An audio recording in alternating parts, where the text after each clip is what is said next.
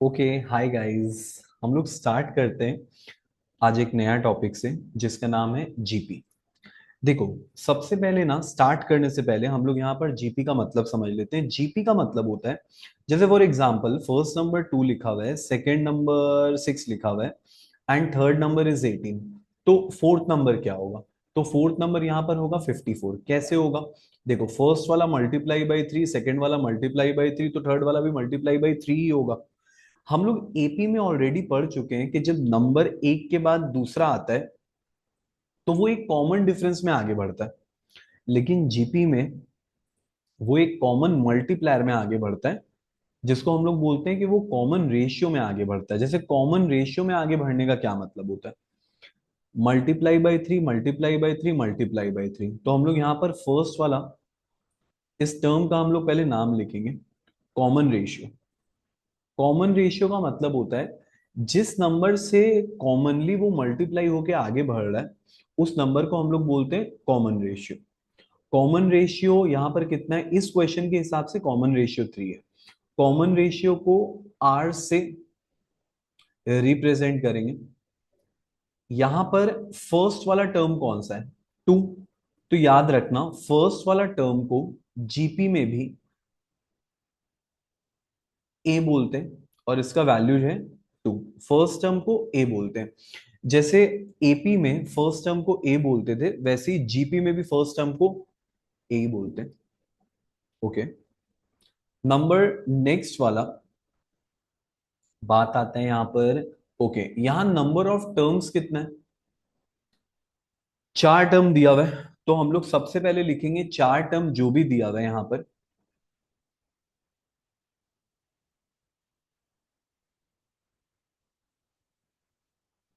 Fourth term, देखो यहां पर नंबर ऑफ टर्म्स कितना है? 4 टर्म्स है टोटल। तो जब number of term total 4 terms अगर आपको दिया हुआ है, ठीक है, तो 4 टर्म्स हम लोग यहां पर ऐसे लिखेंगे। और याद रखना, नंबर ऑफ टर्म्स को हमेशा एन बोला जाता है। Just a second.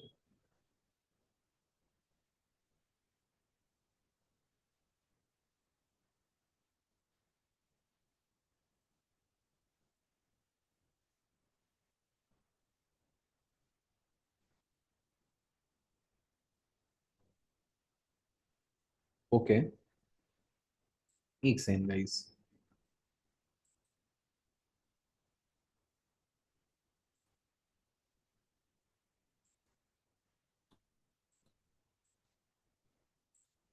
ओके, हम लोग बात कर रहे थे, यस, यहाँ पर फर्स्ट वाला कॉमन रेशियो जो है वो 3 है, फर्स्ट टर्म ए है और नंबर ऑफ टर्म यहाँ 4 दिया हुआ है।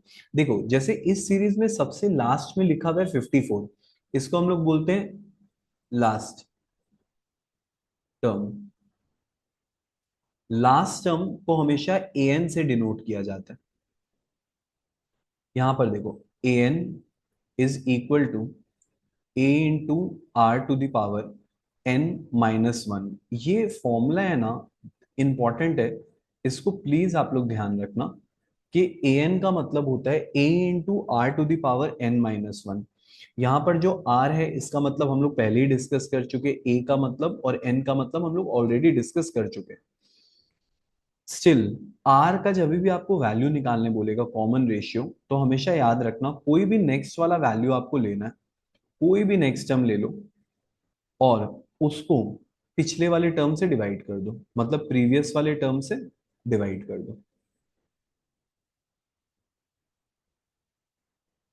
Okay, next term divided by previous term is equal to common ratio. Okay, number next में आते हैं। पहले है ना, एक दो फॉर्मूला आप लोग लिख लो, उसके बाद ही हम लोग स्टार्ट करते हैं, ठीक है? क्योंकि कभी कभी ऐसा होता है ना कि आपको जैसे लाइक फॉर्मूला अगर स्टार्टिंग में सारा पता हो तो शायद आप क्वेश्चन में अकॉर्डिंगली उसको यूज कर पाते हो। नंबर सेकंड वाला फॉर्मूला, सम ऑफ जीपी, ऐसे लिख के करो, सम ऑफ जीपी। तो सम ऑफ जीपी निकालने के लिए फॉर्मूला होता है S n is equal to a r to the power n minus one divided by r minus one. Okay, यहाँ पर जस्ट मैं एक चीज आप लोग को बोल देता हूँ कि यहाँ पर फॉर्मूला आप लोग तब यूज करोगे जब आर का वैल्यू मोर देन 1 दिया हुआ है, क्योंकि यहाँ पर एक दूसरा फॉर्मूला है, फॉर्मूला नंबर 2 है सम ऑफ जीपी निकालने के लिए, ए 1 - r⁴ डिवाइडेड बाई 1 - r। ये फॉर्मूला हम लोग तब यूज करेंगे जब r का वैल्यू लेस देन 1 है। तो अगर ग्रेटर देन 1 दिया हुआ है तो ऊपर वाला फॉर्मूला यूज करेंगे, लेस देन 1 दिया हुआ है तो नीचे वाला फॉर्मूला यूज करेंगे। अब ये लेस देन 1 और मोर देन 1 ये कैसे निकालोगे, देखो हम लोग प्रीवियस पेज में पहले ही समझ चुके हैं कि ये जो कॉमन रेशियो होता है ना, जो यहाँ कॉमन रेशियो दिया हुआ है, कॉमन रेशियो निकालने का एक फॉर्मूला यहाँ लिखा हुआ है कि आप नेक्स्ट वाला टर्म लोगे, डिवाइडेड बाय प्रीवियस टर्म करोगे, आपको कॉमन रेशियो पता चल जाएगा। अगर कॉमन रेशियो आपका 1 से ज्यादा आया तो आप ये वाला फॉर्मूला यूज करोगे, अगर 1 से कम आया तो ये वाला फॉर्मूला यूज करोगे। एक और फॉर्मूला लिखो, इसको हम लोग बोलते हैं सम ऑफ इनफाइनाइट टर्म। तो इनफाइनाइट टर्म जब दिया हुआ रहता है तो उसके लिए हम लोग फॉर्मूला यूज करते हैं सम ऑफ इंफिनिटी का, ए डिवाइडेड बाई r-1 या 1 - r। अब आप लोग समझ चुके हो वाला बात कि ए डिवाइडेड बाई r-1 कब करना है और 1 - r कब करना है। जस्ट लेस देन और ग्रेटर देन आप लोग को चेक करना पड़ेगा। ओके, नंबर, ओके ये वाला सेकंड पेज से आप लोग ये वाला लिखो। अब देखो थर्ड पेज में आओ, थर्ड पेज में हम लोग लिखते हैं दो बात। पहला बात ये कि अगर मान लो when when three terms are already given, जब तीन टर्म आपको अगर ऑलरेडी दिया हुआ है और लेट्स सपोज वो जो तीन टर्म आपको दिया हुआ है वो तीन टर्म ये है। पहला टर्म मान लो आपको जो दिया हुआ है वो है ए, दूसरा टर्म जो है मतलब फर्स्ट टर्म ए है, सेकंड टर्म बी है और थर्ड टर्म सी है। अगर तीन टर्म ऐसे आपको दिया हुआ है तो आपको क्या करना है, जो बीच वाला टर्म है b² और फर्स्ट और थर्ड टर्म को मल्टीप्लाई कर देना। अगर कोई भी टर्म जब जीपी में होता है, when three terms already given GP में, तो वो लोग इस वाले रूल को फॉलो करते हैं। ठीक है, व्हेन आपको बोल दिया when you need to find three terms, when three terms need to find,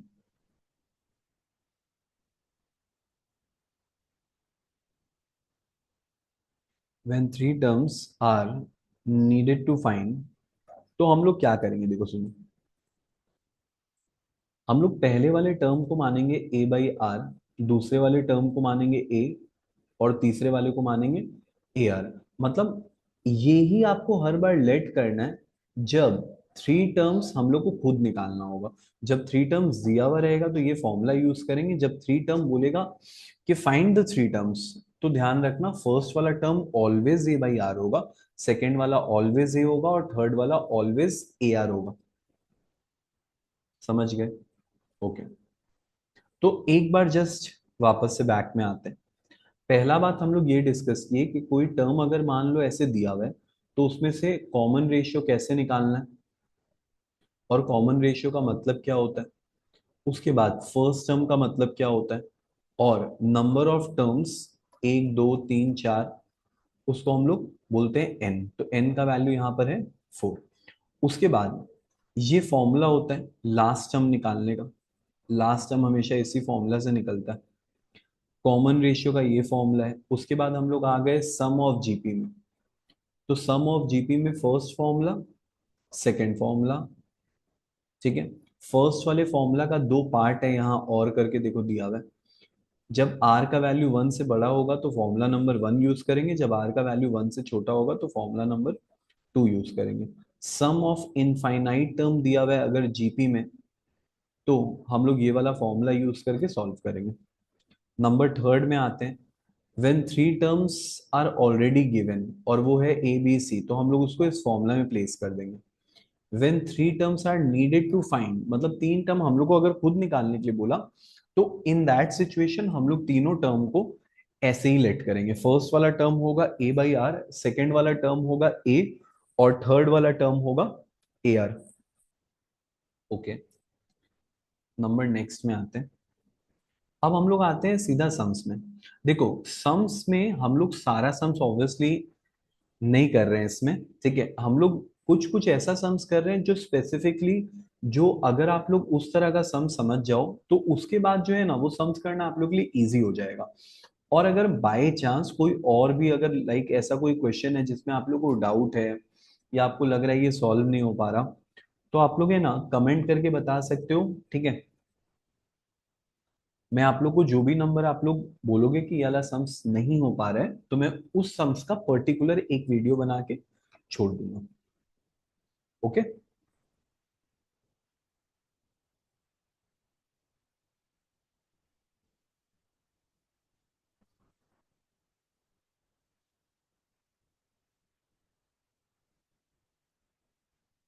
देखो यहाँ हम लोग नेक्स्ट वाला में आते हैं।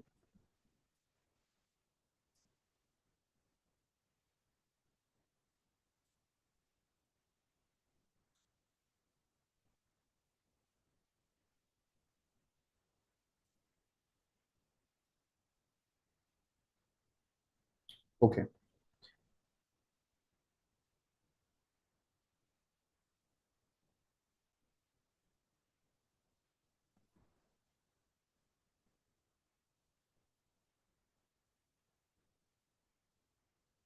आई थिंक रेड कलर थोड़ा बेटर रहेगा, तो थोड़ा दिखेगा।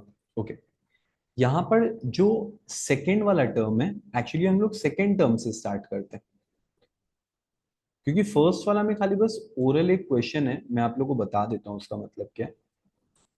फर्स्ट वाला में पूछ रहा है can zero be a term of geometric progression. देखो ज्योमेट्रिक प्रोग्रेशन है ना मल्टीप्लाई होके आगे बढ़ता है, ठीक है। तो जो मिनिमम से मिनिमम वैल्यू होगा ना वो ए टू द पावर जीरो होगा, तो उसका भी आंसर वन होगा। तो इसीलिए जीरो जो है वो ज्योमेट्रिक प्रोग्रेशन का टर्म नहीं हो सकता। ओके, नंबर नेक्स्ट में आते हैं। Find the next term of the list of the number. देखो पहला नंबर यहाँ पर जो दिया हुआ है, इस वाले क्वेश्चन में जो पहला नंबर दिया हुआ है वो दिया हुआ है 1/6, सेकेंड 1/3। तो सबसे पहले जब भी आपको नेक्स्ट नंबर निकालने बोलेगा तो आप गिन लो आपको कौन सा नंबर निकालने बोला है। जैसे 1, 2, 3, फोर्थ, हम लोग को फोर्थ टर्म बताना है। तो फोर्थ टर्म का मतलब होता है एन का वैल्यू जो है वो 4 है। ओके, ये वाला टर्म हम लोग को फिगर आउट करना है। अब अगर मान लो हम लोग को कोई भी टर्म निकालना है तो उसके लिए फॉर्मूला हमेशा यही रहेगा, a r to the power n-1। अब n तो हम लोग को पता चल गया, आर और ए पता करना है। ए भी देखो अगर आप लोग को याद होगा तो ए का मतलब होता है द वेरी फर्स्ट टर्म, तो यहाँ पर फर्स्ट टर्म क्या लिखा हुआ है 1/6, तो ए का वैल्यू जो है वो हम लोग 1/6 लेंगे। खाली बच रहा है क्या, आर। आर निकालने के लिए हम लोग ऑलरेडी एक फॉर्मूला पीछे देख चुके हैं कि कोई भी नेक्स्ट वाला टर्म लेंगे उसमें से कोई भी प्रीवियस वाला टर्म को हम लोग लेस करेंगे, सॉरी डिवाइड करेंगे। तो नेक्स्ट वाला टर्म है यहाँ पर 1/3, उसको हम लोग डिवाइड करेंगे 1/6 से। तो 1/3 ये हो जाएगा 6/1, कट करेंगे 2 आएगा। तो कॉमन रेशियो कितना आया, 2। कॉमन रेशियो आया 2। अब देखो कॉमन रेशियो अगर आपको पता चल गया, जस्ट इस फॉर्मूला में प्लेस करके आप आंसर बता दो। तो यहाँ पर हम लोग प्लेस करेंगे, ए का वैल्यू जो है वो सबसे पहले लिखेंगे 1/6, कॉमन रेशियो लिखेंगे 2, पावर में यहाँ लिखेंगे 4-1। तो ये हो जाएगा 1/6 और 2 का पावर 4-1 करेंगे। 4-1 3 होता है, 2 का पावर अगर 3 करेंगे तो कितना आएगा, 8। कट करेंगे, आंसर आएगा 4/3 आंसर। समझ में आया? ओके, उसके बाद देखो हम लोग एक सम्स में आते हैं जिसमें ना यहाँ पर लिखा हुआ है find the tenth and the nth term of the list of the number. तो जैसे यहाँ फर्स्ट नंबर जो है वो 5 दिया हुआ है, सेकेंड 25 है और थर्ड वाला दिया हुआ है 125। तो सबसे पहला काम हम लोग कॉमन रेशियो निकालते हैं। तो कॉमन रेशियो निकालने के लिए हम लोग 25/5 करेंगे, कॉमन रेशियो आएगा 5। अब निकालना है टेंथ टर्म। तो पहले फॉर्मूला लिख देते हैं, a n is equal to a r n minus one. A की जगह में 5 पुट करेंगे, कॉमन रेशियो की जगह में 5 पुट करेंगे, यहाँ लिखेंगे 10 - 1। तो ये हो जाएगा 5 × 5⁻9। तो अल्टीमेटली आंसर हो जाएगा 5⁻10। तो हम लोग का टेंथ टर्म आ गया। Tenth term of the series is 5⁻10। अब यहाँ पर देखो एक टर्म बोल रहा है कि nth टर्म निकालने के लिए। तो nth टर्म निकालने के लिए आप लोग एपी में समझ चुके हो कि an टर्म निकालने का मतलब होता है कि आप जब फॉर्मूला लिखोगे ना, तो आपको है ना n का वैल्यू प्लेस नहीं करना है। मतलब हम लोग यहाँ a का वैल्यू 5 प्लेस करेंगे,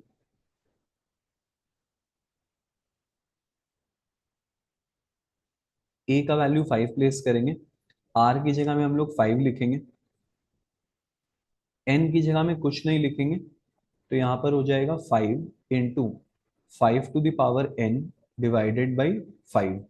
5 और 5 कैंसिल, आंसर आया 5 to the power n। So nth term का आंसर है 5 to the power n। Okay, समझ गए आप लोग बात। अब देखो इसका ना बाकी जो सम्स है वो आप लोग ट्राई करना, अगर नहीं हो पाएगा तो आप लोग कमेंट करके बता देना। नंबर नेक्स्ट वाला टर्म में आता है। देखो यहाँ पर लिखा हुआ है which term of the GP is 128। तो हम लोग से पूछ रहा है कि फाइनल टर्म जो है वो सीरीज का वो 128 है। तो 128 जो है वो कौन सा टर्म है, which term of the AP of the GP, sorry बार बार है ना एपी एपी निकल रहा है, इतना देर से एपी हम लोग कर चुके हैं ना, इसीलिए शायद। नंबर नेक्स्ट, देखो इस वाले सीरीज में जो पहला वैल्यू होता है उसको ए बोलते हैं। तो हम लोग यहाँ साइड में नोट कर लेते हैं कि ए का वैल्यू 2 है।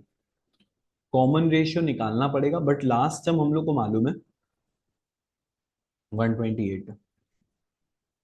कॉमन रेशियो निकालने के लिए हम लोग नेक्स्ट वाला टर्म लेंगे 2√2, और प्रीवियस वाला टर्म से इसको कट करेंगे, अल्टीमेटली आएगा √2। तो कॉमन रेशियो हम लोग का आया √2। अब हम लोग फॉर्मूला यूज करेंगे, a n is equal to a into r n minus one. A n की जगह लिखेंगे 128, ए की जगह में लिखेंगे 2, कॉमन रेशियो की जगह में लिखेंगे √2n - 1। इस वाले 2 से 128 को काटेंगे तो 64 आएगा, और √2 to the power n divided by √2। ये डिवाइडेड बाई कैसे हो रहा है पता है ना, देखो ये जब n - 1 दिया रहता है ना, तो इंडिसेस का एक रूल होता है कि अगर कोई वैल्यू लिखा हुआ है और उसके ऊपर में पहला वैल्यू लिखा हुआ है फिर माइनस में दूसरा लिखा हुआ है, तो उसको ऐसे लिखना पड़ता है, a⁻m डिवाइडेड बाई a⁻n। अब √2 को 64 से इंटू करेंगे तो ये हो जाएगा 64√2, और यहाँ पर बचेगा √2 to the power n। देखो 64 का मतलब होता है ना, 64 का देखो यहाँ पर मतलब होता है 64 का कि हम लोग इसको टोटल अगर 2 से डिवाइड करेंगे तो ये आएगा 2 का पावर 6। ध्यान रखना अगर 2 का पावर 6 है ना, तो √2 का पावर 12 होगा। अगर 2 का पावर 5 होता ना तो √2 का पावर 10 होता। मतलब जितना भी नॉर्मल नंबर का वैल्यू यहाँ पर दिया हुआ है, पावर जब हम लोग करते हैं तो वो हमेशा डबल हो जाता है। जैसे अगर 2 का पावर 10 है तो वो हो जाएगा 2 का पावर, √2 का पावर 20। तो यहाँ 64 को हम लोग लिखेंगे √2 का पावर 12। तो अगर यहाँ पर हम लोग लिखेंगे √2 का पावर 12 और एक और √2 यहाँ लिखा हुआ है, तो बेसिकली हम लोग बोल सकते हैं √2 का पावर जो है यहाँ पर 13 लिखा हुआ है, तो इसीलिए n का वैल्यू हो जाएगा 13।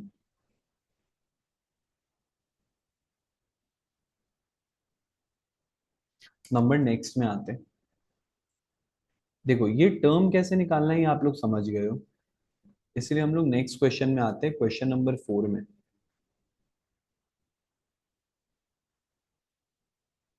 Number 4, which term of the GP. अच्छा ये सेम ही क्वेश्चन है, देखो यहाँ पर मैं बस आप लोगों को बता देता हूँ, ये लास्ट वाला टर्म an है कॉमन रेशियो है यहाँ पर -3/√3 डिवाइडेड बाई 3 करेंगे तो आएगा -√3। कॉमन रेशियो आएगा -√3 और ए का वैल्यू दिया हुआ है 3। तो जो अभी प्रीवियस क्वेश्चन किए थे एग्जैक्टली वैसा ही है। ए एन की जगह पे आप लोग वैल्यू प्लेस करोगे और उसके बाद आप लोग आंसर निकल जाएगा। ओके, फाइन, पक्का। नंबर 5, देखो एक चीज याद रखो। जैसे मान लो आपको 7 टर्म निकालने के लिए बोला, तो हम लोग फॉर्मूला यूज कर सकते हैं AR6। अगर आपको 8 टर्म निकालने के लिए बोला तो हम लोग फॉर्मूला यूज कर सकते हैं AR7। मतलब जितना भी टर्म निकालने के लिए बोलेगा ना, आप आर का वैल्यू जो है वो एक कम लेके फॉर्मूला बना सकते हो। जैसे अगर मान लो 100 टर्म निकालने बोल दिया तो हम लोग उसको लिख सकते हैं AR99। मतलब जितना टर्म निकालने बोला, आर के ऊपर में एक पावर कम करके आप फॉर्मूला बना सकते हो।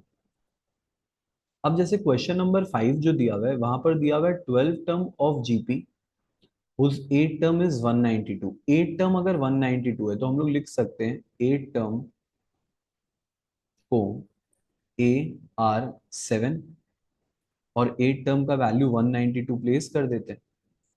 अब AR7 में देखो ध्यान से, यहाँ पर कॉमन रेशियो जो है वो 2 है, पहले ही बोल दिया। तो हम लोग ए लिखेंगे और कॉमन रेशियो की जगह पे लिखेंगे 2 का पावर 7। तो ये हो जाएगा ए 128 192,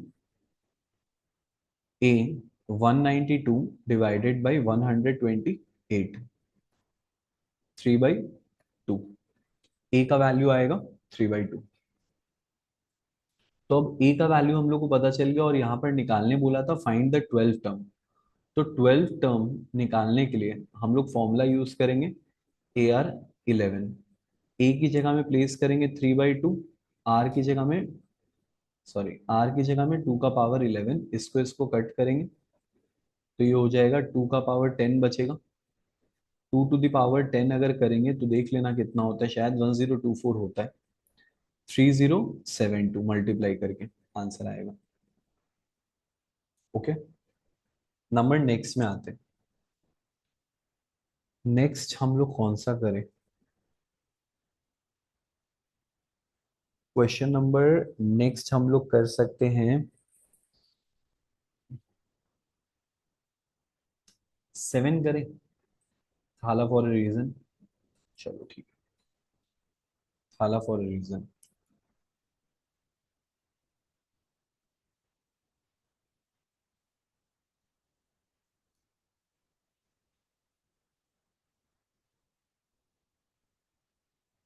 क्वेश्चन नंबर 7, देखो कलर भी मैंने येलो लिया, थाला फॉर a रीजन। Find the term of GP whose first term is 3/4 and common ratio is 2। Common ratio दिया हुआ है, फर्स्ट टर्म दिया हुआ है and the last term is 384। Last term भी दिया हुआ है 384। ओके, तो सबसे पहले हम लोग यहां पर लिखते हैं लास्ट टर्म का फॉर्मूला। थोड़ा सा यहाँ पर है ना लाइट दिख रहा है, एक सेकेंड।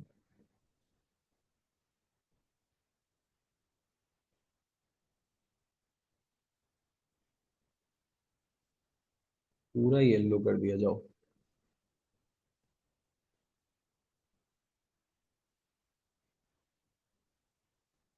देखो लास्ट टर्म का हम लोग यहाँ पर फॉर्मूला लिखेंगे AN = 384। ये लास्ट टर्म है जो कि ऑलरेडी दिया हुआ है क्वेश्चन में। अब हम लोग AN का फॉर्मूला लिखेंगे ARN-1 और यहाँ पर लिखेंगे 384। अब ए की जगह में हम लोग प्लेस करेंगे, फर्स्ट टर्म दिया हुआ है 3/4, तो ए की जगह में 3/4 प्लेस करेंगे।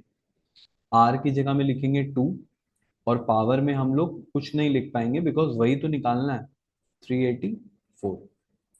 तो ये हो जाएगा 2 का power n-1 is equal to 384 into 4 divided by 3। तो 384 इंटू 3 करेंगे, सॉरी इंटू 4 करेंगे। 384 इंटू 4 डिवाइडेड बाई 3, 512 आएगा। तो आ जाएगा 2 to the power n-1 और यहाँ पर आएगा 512।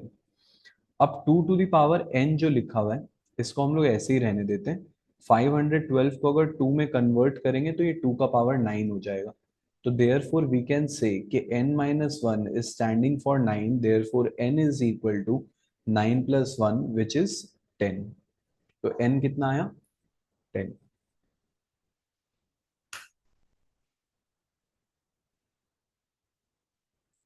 बात समझे? अच्छा, बाय द वे, नंबर 7 का हम लोग बात कर रहे हैं। जो 7 नंबर होता है ना, उसके बारे में एक चीज बोला जाता है कि 7 नंबर जो है ना, वो न्यूमरोलॉजी, न्यूमरो साइंस में वो एक्चुअली केतु को रिप्रेजेंट करता है। केतु। और जो केतु होता है उसको बोला जाता है कि केतु जनरली है ना लोगों को चीजों से डिटैच करता है। तो आप 7 नंबर वाले लोग को देखोगे ना, ज्यादातर वो लोग है ना बहुत ज्यादा डिटैच होते हैं। वो लोग को ना, मतलब लाइक जो ये वर्ल्ड का बनावट और वर्ल्ड का जो मेटेरियलिस्टिक चीज है उसमें वो लोग बहुत ज्यादा इन्वॉल्व नहीं रहते हैं। वो लोग का मन एक्चुअली ऐसा होता है ना कि वो लोग को मतलब कुछ ऐसा दिखता है जो कोई को नहीं दिखता है। जैसे देखो, धोनी का नंबर 7 है। तो 7 नंबर वाले को बोला जाता है कि 7 नंबर वालों का ना इंट्यूशन बहुत स्ट्रांग होता है। उन लोग को पहले ही पता चल जाता है कौन उन लोग के बारे में बुरा सोच रहा है और कौन कौन अच्छा सोच रहा है।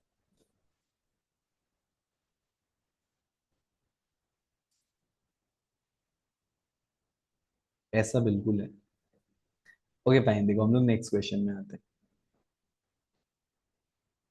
क्वेश्चन नंबर 8 में आते हैं, जस्ट इसलिए बिकॉज देखो यहाँ फर्स्ट, सेकंड और थर्ड टर्म दिया हुआ है, जीपी में ऑलरेडी दिया हुआ है और हम लोग को एक्स का वैल्यू यहाँ निकालने बोल रहा है। तो मैंने आप लोग को पहले ही बताया था, जब भी 3 टर्म एपी में दिया रहता है तो उसका, सॉरी जीपी में दिया रहता है तो उसका एक फॉर्मूला होता है, B² = A × C। तो यहाँ पर b की जगह में क्या लिखा हुआ है? x लिखा हुआ है। तो हम लोग यहाँ पर लिखेंगे x² = a की जगह में हम लोग लिखेंगे -2/7 और c की जगह में लिखेंगे -7/2। तो x² का यहाँ पर वैल्यू हो जाएगा 2 अगर हम लोग काट देते हैं, माइनस माइनस कैंसिल 1 आएगा। तो x का वैल्यू हो जाएगा 1। ओके, सिंपल क्वेश्चन है, बस आपको फॉर्मूला में प्लेस करना है, आपको अपने आप आंसर पता चल जाएगा। देखो, if fourth, seventh and 10 term of GP is XYZ। Fourth term दिया हुआ है, फोर्थ टर्म दिया हुआ है x, फिर सेवन टर्म दिया हुआ है, सेवन टर्म दिया हुआ है y, और 10th टर्म दिया हुआ है z। ठीक है। फोर्थ टर्म का हम लोग ऑलरेडी जानते हैं कि फॉर्मूला होता है AR3। सेवन टर्म का होता है AR6 और 10th टर्म का होता है AR9। अब हम लोग को बोल रहा है कि प्रूफ करो कि जो XYZ है ना ये जीपी में है। देखो, जीपी में होने का ना मैंने अभी आप लोग को तरीका बताया कि जब भी ना B², एक सेकंड, जब भी अगर आपको B² दिया हुआ है, ठीक है, तो आपको उसको is equal to A × C लिखना पड़ेगा। मतलब ऐसे, B² = A × C। अब देखो यहाँ पर मिडिल वाला टर्म कौन सा है? सेवेंथ है। तो हम लोग उसको यहाँ पर लिखेंगे AR6, मतलब सेवेंथ का जो वैल्यू है, और ए की जगह में हम लोग लिखेंगे AR3। क्यों? बिकॉज वो फर्स्ट टर्म है, तो फर्स्ट वाला ए होता है, सेकंड वाला बी होता है और थर्ड वाला सी होता है। तो जैसे ए की जगह में हम लोग लिखेंगे AR3, मतलब ए की जगह में हम लोग लिखेंगे AR3, बी की जगह में हम लोग लिखेंगे AR6 और AR9 सी की जगह में। तो ए की जगह में मैंने पुट कर दिया, सी की जगह में हम लोग लिखेंगे एयर 9। ए इंटू ए करेंगे तो ए स्क्वायर आएगा, R3 और R9 को मल्टीप्लाई करेंगे तो आएगा R12। उसके बाद ए का पावर यहाँ 2 हो जाएगा और 6 का पावर 2 करेंगे यहाँ पर, हेंस प्रूव्ड।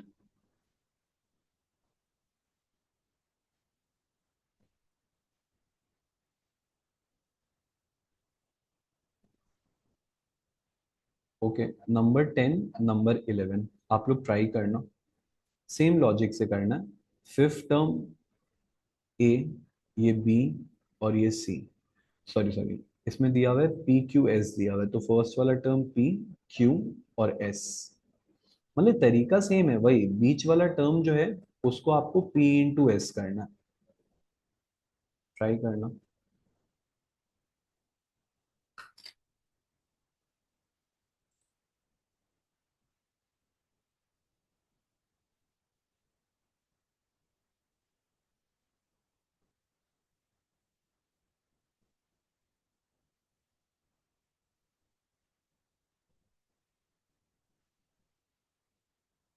देखो, क्वेश्चन नंबर आप लोग है ना थोड़ा लॉन्ग जंप कर रहे हैं।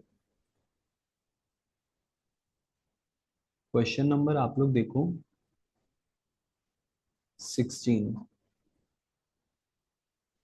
अच्छा देखो, बाय द वे आप लोग को अगर कोई भी सम्स अगर नहीं आएगा, ठीक है, तो अगर आप लोग को पूरा एक एक सम्स का अगर आप लोग को क्लास करना है, तो आप लोग है ना जस्ट कमेंट में जाके क्लास लिख देना, ठीक है।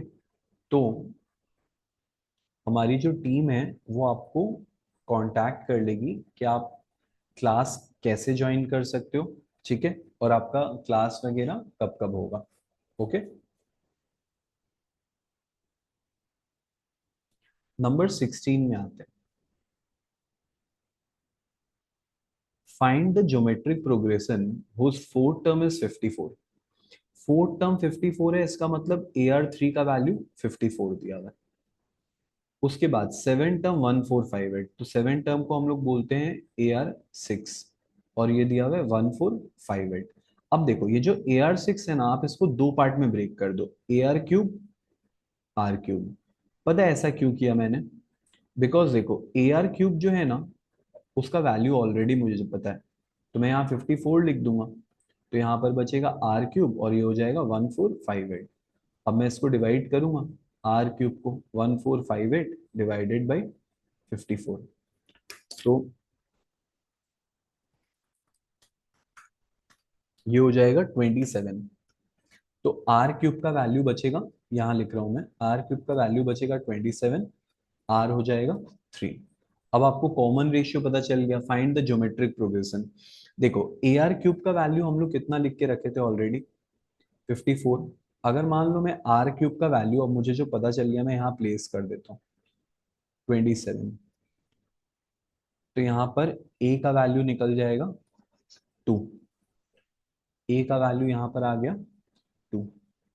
अब आपको A पता चल गया तो फर्स्ट टर्म को आप 2 लिख दो, सेकेंड टर्म हो जाएगा मल्टीप्लाई बाई 3, 6 मल्टीप्लाई बाई 3 18, तो ऐसे लिख के छोड़ देंगे आंसर।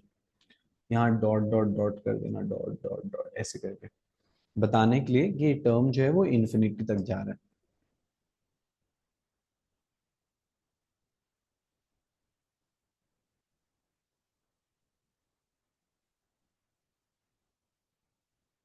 देखो क्वेश्चन नंबर 18 देखो। अब देखो थाला फॉर अ रीजन किए हैं तो 18 नंबर तो करना बहुत जरूरी है। ये तो हम लोग के फेवरेट विराट कोहली का नंबर है। देखो, जैसे 7 के बारे में एक चीज बोलते हैं ना कि 7 नंबर वाला लोग बहुत ही इंट्यूटिव होता है, लाइक वो लोग डिटैचमेंट में बिलीव करता है। 18 नंबर जो है ना वो टोटली डिफरेंट नंबर है। 18 मतलब 1+8 अगर हम लोग बोले तो ये 9 को रिप्रेजेंट करता है, और 9 जो है ना वो एक्चुअली प्लैनेट मास का नंबर है, मतलब एनर्जी का नंबर है। इसमें हाईली एनर्जेटिक पर्सन होता है, जो कि हम लोग सब जानते हैं विराट कोहली है। इवन आप लोग कोई भी 9 नंबर वाला को देखोगे वो लोग बहुत एनर्जेटिक होता है। और अगर वो लोग एनर्जेटिक आपको नहीं मिलेगा ना, तो एक चीज नोटिस करना, वो लोग बहुत ही ज्यादा ना हेल्पफुल होता है, बहुत ज्यादा हेल्पफुल। वो लोग मदद के लिए हमेशा तैयार रहता है। ठीक है। दूसरा नंबर वाला, एक नेक्स्ट बात कि एनर्जी हेल्पफुल, और तीसरा एक और बात, ये लोग जब रूम में बैठा रहता है ना, तो ये लोग रूम का ना एटमॉस्फेयर चेंज कर देता है। मतलब अगर किसी भी रूम में 9 नंबर वाला व्यक्ति बैठा हुआ आपको मिल गया, तो आप देखना सब लोग उसके आसपास ही रहेंगे। मतलब उसके अंदर है ना एक पावर होता है लोगों को गैदर करने का। ओके, नंबर नेक्स्ट में आते हैं। 18 नंबर, देखो यहाँ दिया हुआ है the sum of first three term of GP is 39/10। ठीक है, 39/10 जो है वो फर्स्ट टर्म यहाँ पर दिया हुआ है।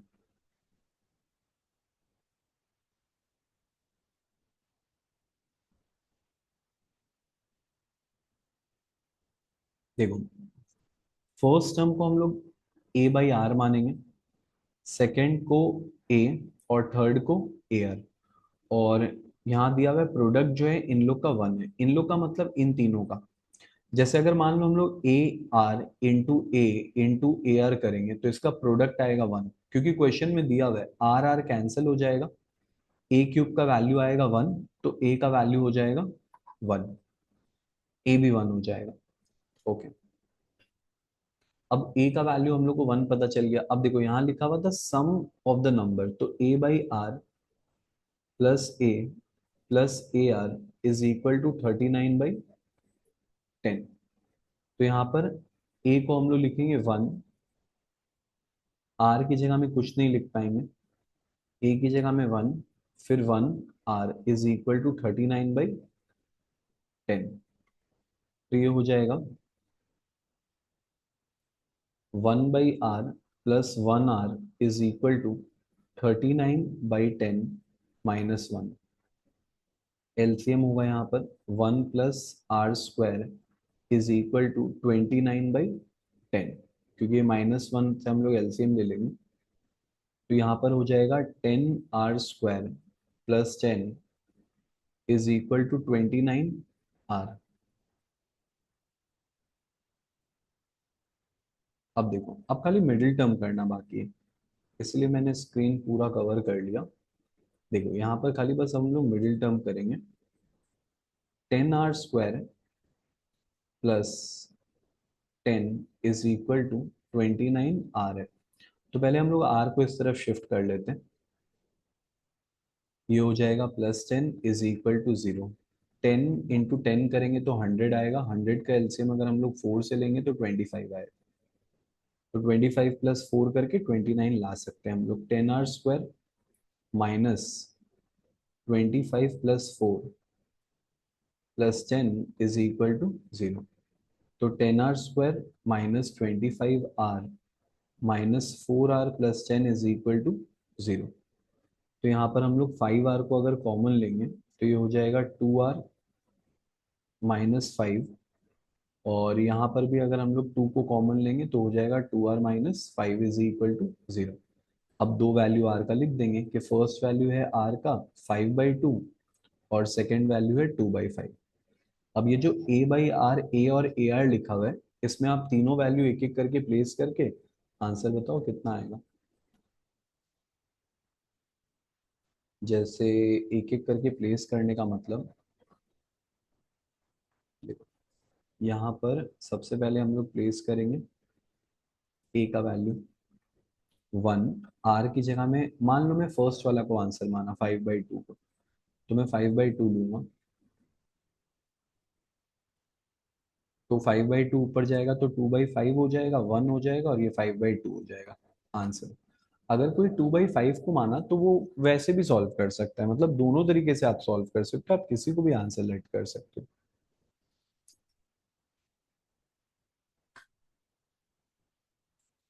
नंबर नेक्स्ट में आते हैं। एक्चुअली ना ऑलमोस्ट सारा क्वेश्चन जो है ना वो लगभग सेम ही है, बट स्टिल हम लोग एक क्वेश्चन देखते हैं यहाँ पर। क्वेश्चन नंबर 26 देखो आप लोग। ये अच्छा क्वेश्चन है इसलिए बस हम लोग कर रहे हैं। 26 में दिया हुआ है a b c are in GP. तो ए बी सी अगर जीपी में, तो मैंने आप लोगों को पहले ही मतलब बताया, इसका मतलब हुआ बी स्क्वायर, तीन टर्म क्योंकि जीपी में दिया हुआ है, और हम लोग को बोल रहे हैं प्रूफ करो कि ये भी जीपी में, ये भी जीपी का मतलब ए क्यूब बी क्यूब और सी क्यूब भी जीपी में है। तो उसके लिए हम लोग को लिखना पड़ेगा ना कि बी क्यूब का स्क्वायर ए क्यूब इंटू सी क्यूब, तो ये हो जाएगा बी टू द पावर 6, और यहां हम लोग लिखेंगे a cube into c cube. अब देखो, बी स्क्वायर का वैल्यू ए इंटू सी था, हम लोग निकाले थे यहाँ पर ऑलरेडी, कि b square is equal to a into c है। अगर हम लोग क्यूबिक बोथ साइड कर दे, तो क्यूबिक बोथ साइड्स, तो ये हो जाएगा बी स्क्वायर का क्यूब, और ये हो जाएगा ए सी का क्यूब। तो यहाँ पर आ जाएगा B6, और यहाँ हो जाएगा ए क्यूब और सी क्यूब। आंसर मतलब प्रूव्ड। ओके,